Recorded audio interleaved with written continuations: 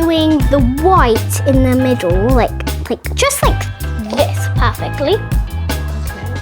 And white makes colours a bit lighter. You add blue anywhere you want to add it. Blue is my favourite colour, that's why we're doing it first. Which colour should we do next?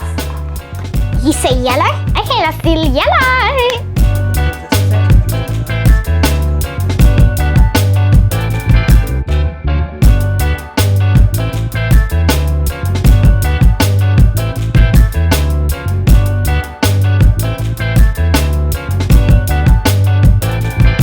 So as you see, we're going to be making a lighter version of red, which is obviously going to turn into pink.